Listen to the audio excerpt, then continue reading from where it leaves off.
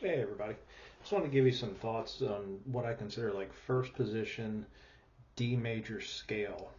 Just that way you can train your fingers and you can train your eyes and you can figure out exactly where our melody notes are going to be when we start picking out these tunes, all right? So what you need to do, first of all, is just review real quick what a D major scale is. You're going to need two sharps, you're going to need an F sharp and a C sharp, and everything else is natural, okay? So the way that I've always gone about it is probably not the conventional way, but it works for me, and it might end up working for you. Okay, so what you're going to need is you're going to need your D to a D, and the first one that we have on this particular instrument is going to be the third string, right there, okay?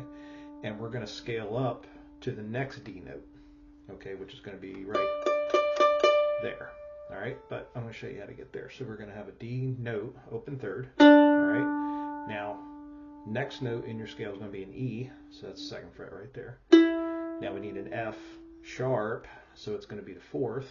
Okay, G natural, A open, B, C sharp, and then back to the D. Okay, so we're going D to D. All right, so D, E, F sharp, G, you can go back down if you want. Okay, so you can go D, C sharp, B, A, G, F sharp, E, D. Sorry, my brain didn't work there for a second.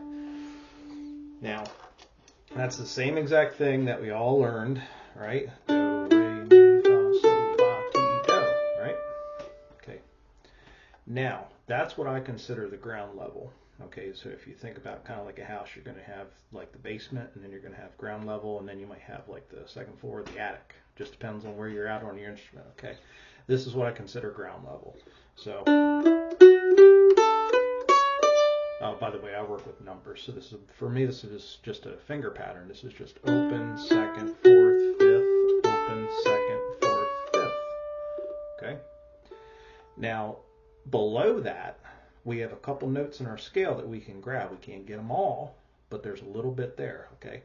So if I go lower than where we started on the open third, I got the fourth string I can worry about down here, okay? Now the next note down is a C sharp, which is going to be your sixth fret. Make sure you use your ring finger for that, okay? Then you have a B note right here, with your middle finger, fourth fret. And then you have your A note down here on your second fret, and that's all you can get. Okay, G is legal in sense, but it's not used very often, especially when it comes to fiddle tunes. Okay, so we're just going to use my A as my absolute bottom, or my anchor. Okay, I get three notes down there in my basement. I'm going to be back up to ground level. Okay, now we're going to start looking up, and we're going to see what we got available to us without moving our hand. Okay, so the furthest that we can usually stretch on a mandolin or a fiddle is going to be up here to the seventh fret. That's about as far as we can naturally get, and that's why you occasionally use this little finger down here. Okay, so if we're going to start off here in D on the fifth fret, second string, next note in my scale is going to be an E, so I can use an open E, first string. I need an F sharp, so that'd be second fret. I need a G note, which would be the third fret. I can grab an A with my ring on the fifth, and I can grab the B with my little finger up there on the seventh. Okay.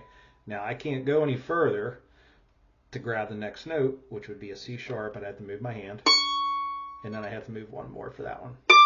Okay, but that's what I consider second position. We're not going to worry about that right now.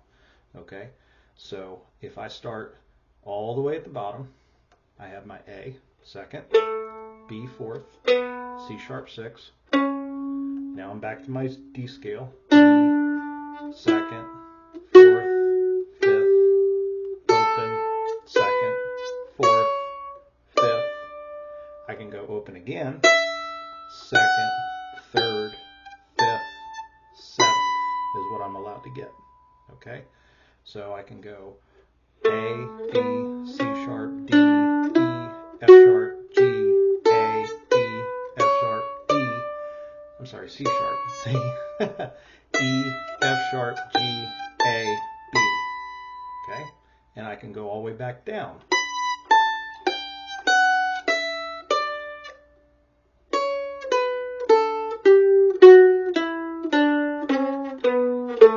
Okay? These are all the places where your fingers are allowed to go whenever there's a D chord position or somebody's playing out of the key of D, or that's the sound that's coming out of instruments. Okay? So I can play these when everybody's playing D, and it works out just fine. Okay? Now, just to show you the value of this, you can play something like Soldier's Joy, which is usually always in D, okay? And those would be in the same places where I'm going to be.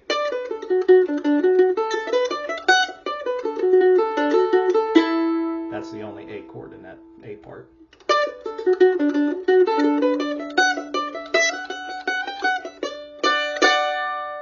Okay? So that is all out of that D scale that we just learned.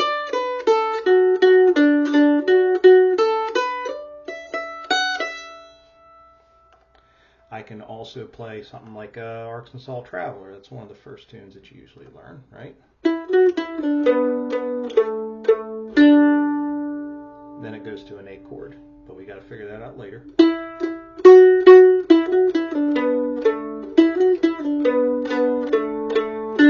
Nice little D ending. Okay. You can also play, if I even remember how to do it.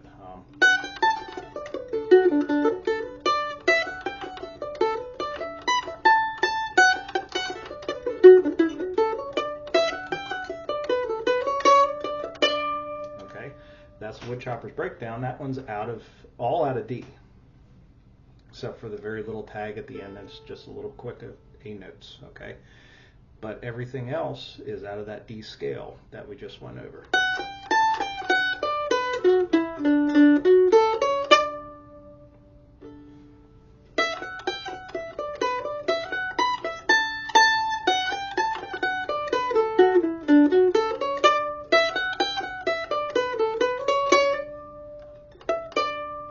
Nice little tag ending.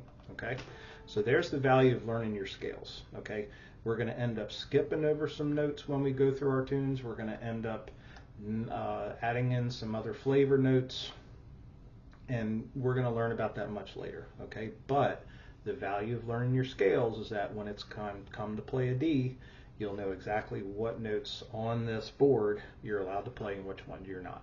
All right.